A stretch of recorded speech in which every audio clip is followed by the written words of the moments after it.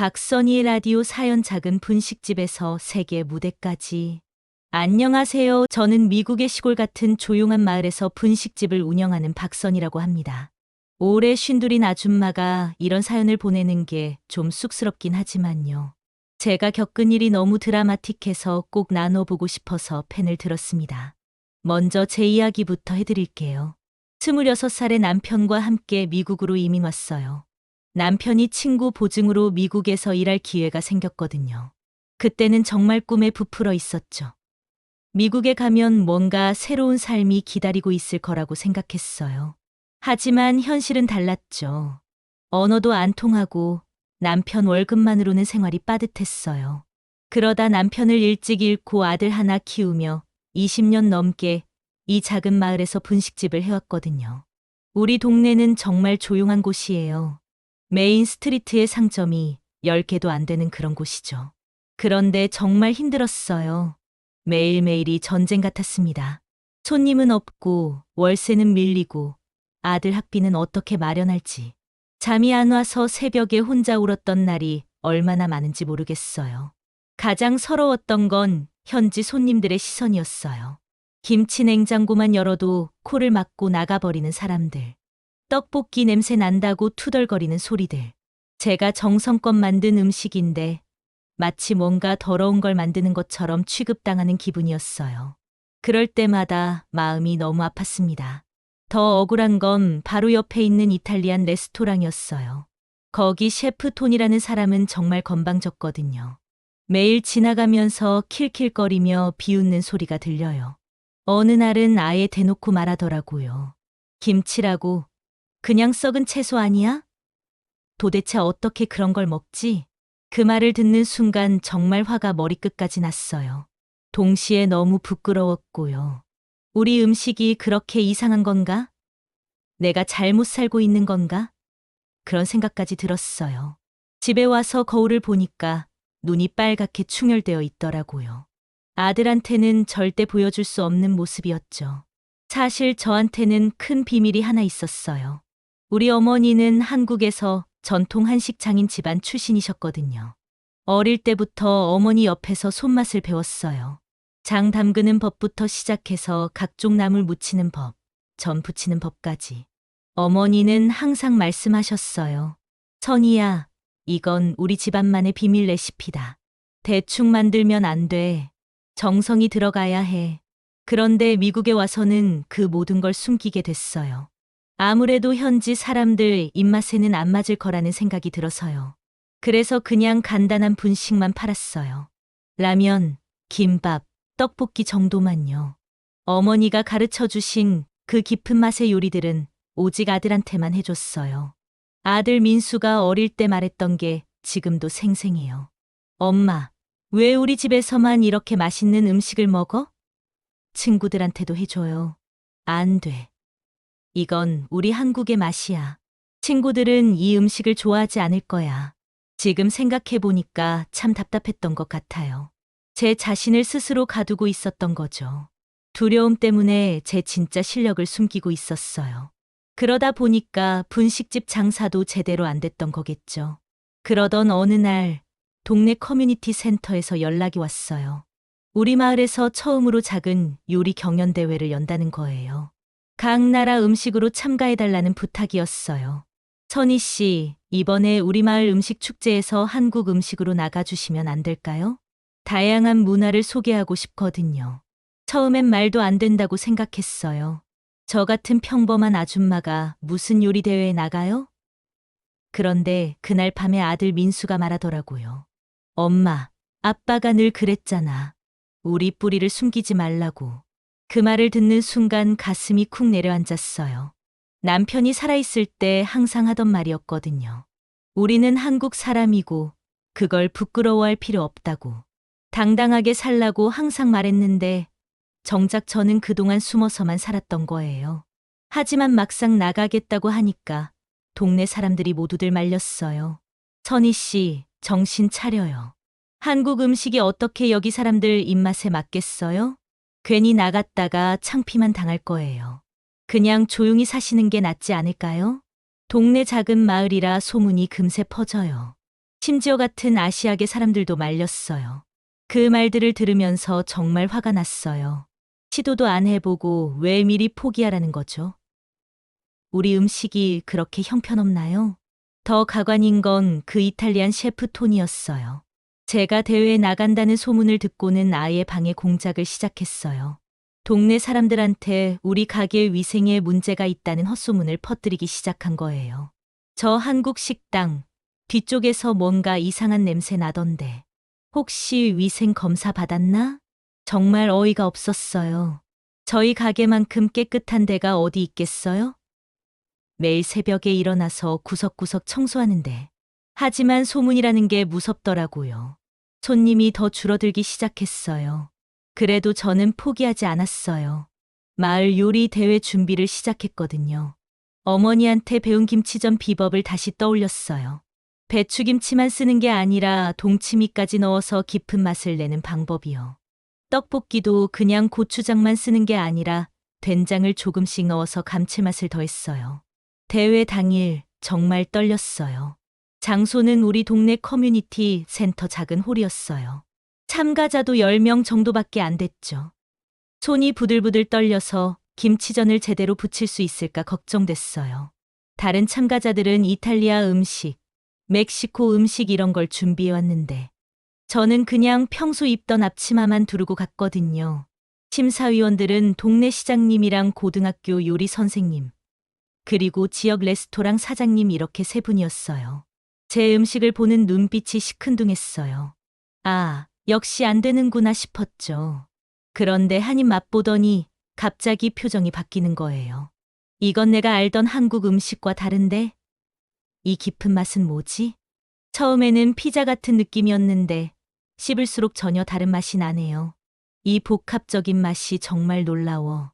매운맛 뒤에 숨어있는 이 감칠맛과 아삭함이 입안에서 계속 살아있어요. 피자는 토핑을 빵 위에 올린 건데 이건 반죽 자체가 채소와 하나가 되어 있네요. 레스토랑 사장님이 특히 놀라워하더라고요. 이런 바삭함과 쫄깃함이 동시에 나는 건 처음 먹어봐요. 그리고 김치의 신맛이 기름기를 중화시켜서 전혀 느끼하지 않아요. 그 순간 정말 눈물이 나올 뻔했어요. 평생 무시당했던 우리 음식이 인정받는 순간이었거든요. 1등은 못했지만 2등을 했어요. 작은 마을 대회였지만 저한테는 정말 큰 의미였어요. 집에 돌아와서 아들 민수한테 말했더니 펑펑 울더라고요. 엄마, 정말 대단해요. 아빠도 하늘에서 보고 계실 거예요. 그런데 며칠 후에 더 큰 기회가 생겼어요. 시에서 주최하는 좀 더 큰 요리 경연대회에 초대를 받은 거예요. 우리 마을 대표로 나가달라는 거였어요. 하지만 준비하던 중에 큰일이 생겼어요. 준비해둔 비밀 양념장이 통째로 사라진 거예요. 냉장고를 아무리 뒤져도 없었어요. 누군가 일부러 가져간 게 분명했어요. 그 양념장은 어머니한테서 배운 비법 중에 비법이었거든요. 10여 가지 재료를 정확한 비율로 섞어서 일주일 동안 숙성시킨 거였어요. 그 순간 정말 절망했어요. 주저앉아서 엉엉 울었어요. 이제 어떻게 하지? 결선은 내일인데. 포기해야 하나? 온갖 생각이 머릿속을 스쳐 지나갔어요. 그때 아들 민수가 제 어깨를 토닥이며 말했어요. 엄마, 양념장은 냉장고에 있는 게 아니라 엄마 손에 있어요. 어릴 때부터 지켜봤잖아요. 엄마가 어떻게 만드는지 다 알고 있어요. 그 말에 정말 큰 힘이 됐어요. 맞아요. 양념장 통이 사라진 게 문제가 아니라 그걸 만들 수 있는 제 손과 기억이 있으니까요. 그날 밤 새벽까지 새로운 양념장을 만들었어요. 어머니가 가르쳐 주신 그대로 정성을 다해서요. 시대회 당일 정말 긴장됐어요. 다른 참가자들은 모두 트러플이니 캐비어니 하는 비싼 재료들을 들고 왔더라고요. 저는 그냥 평범한 채소들과 쌀, 그리고 제가 만든 고추장만 가져갔어요. 메뉴는 비빔밥으로 정했어요. 가장 한국적이면서도 누구나 좋아할 수 있는 음식이라고 생각했거든요. 시간이 부족해서 정말 정신없이 만들었어요.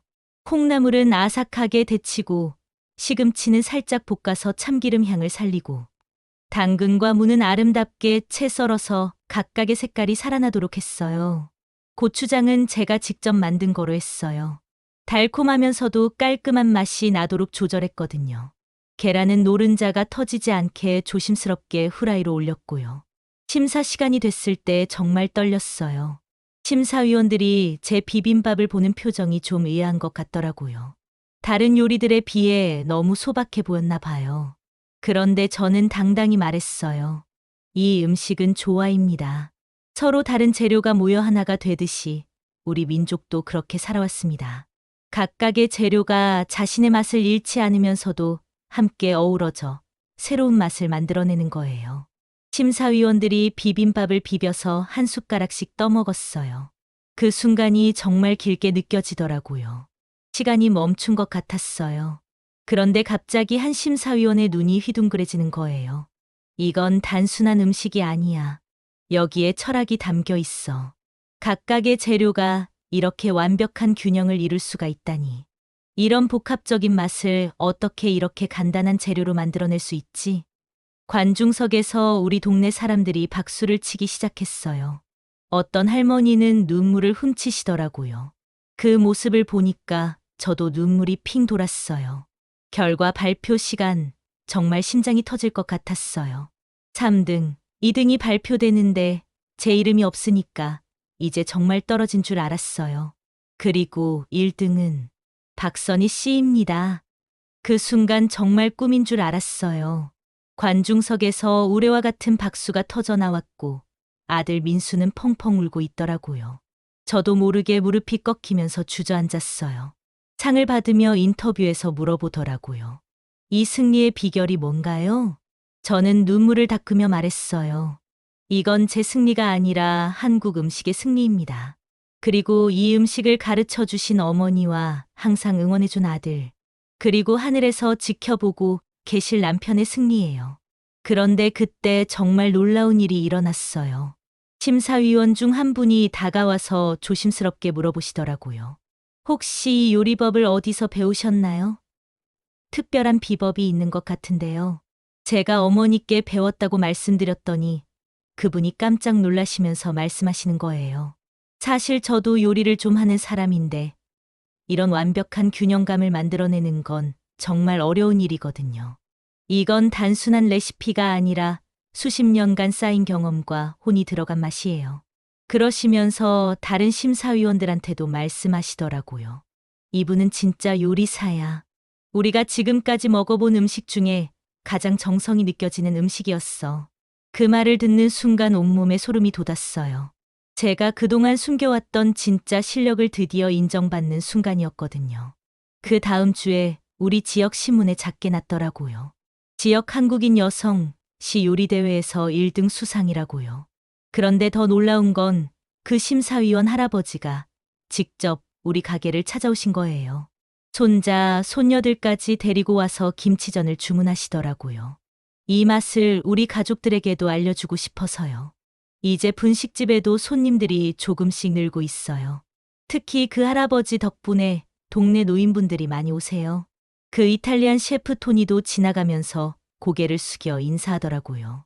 심지어 어제는 제 김치전 레시피를 배우고 싶다고 찾아왔어요. 그런데 정말 깜짝 놀란 일이 또 있었어요. 일주일 전쯤에 젊은 한국 부부가 찾아왔는데 신혼여행으로 이 동네에 왔다가 우리 가게 소문을 듣고 온 거예요. 제 음식을 먹어보더니 두 눈에 눈물이 핑 돌면서 말하더라고요. 아줌마, 저희 할머니 손맛이에요.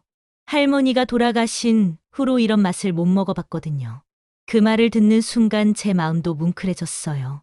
우리 음식이 누군가에게는 추억이 되고 또 다른 누군가에게는 고향의 맛이 될 수 있다는 걸 새삼 깨달았거든요.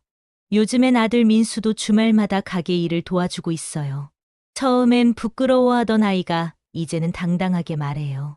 우리 엄마가 만든 김치전이 우리 동네에서 제일 맛있어요. 지난주에는 정말 믿기지 않는 일이 일어났어요. 고등학교 선생님이 찾아와서 학교 문화축제에서 한국 음식 부스를 운영해달라고 부탁하시는 거예요. 학생들에게 다양한 문화를 경험하게 해주고 싶다면서요. 선희 씨 덕분에 우리 마을도 더 다채로워졌어요. 정말 감사합니다. 그날 밤 혼자 가게 정리를 하면서 정말 많은 생각이 들었어요. 20년 넘게 숨어서 살았는데 이제는 당당히 제 이야기를 할 수 있게 됐어요. 김치 냉장고에서 나는 냄새도 떡볶이 끓는 소리도 이제는 자랑스러워요. 어제는 토니가 정말 웃긴 일을 했어요. 자기 레스토랑 메뉴판에 선입표 김치전에서 영감을 받은 이탈리안 팬케이크라고 적어놨더라고요. 처음엔 어이없었는데 나중에 생각해보니 그것도 나름 우리 음식이 인정받는 거구나 싶어서 기분이 좋더라고요. 가장 기쁜 건 우리 동네 아이들이 이제 김치를 보고도 이상한 음식이라고 안 한다는 거예요. 오히려 선희 아줌마 김치전 언제 또 해줘요? 라고 조르고 있어요. 며칠 전에는 정말 감동적인 일이 있었어요. 동네 할머니 한 분이 오시더니 조용히 말씀하시는 거예요. 선희야, 내가 용기 내서 우리한테도 힘이 됐어. 나도 이제 내 나라 음식 자랑스럽게 생각하게 됐단다. 그분은 독일 출신이셨거든요. 평소에 자국 음식에 대해서도 별로 자신이 없으셨는데 제가 당당하게 한국 음식을 알리는 모습을 보고 용기를 얻으셨다는 거예요. 이 이야기를 들려드리면서 말하고 싶은 게 있어요. 우리가 가진 것들을 부끄러워하지 마세요. 우리 음식, 우리 문화, 우리 이야기들이 얼마나 소중한지 모르잖아요. 저도 50이 넘어서야 깨달았지만 늦었다고 생각하지 않아요.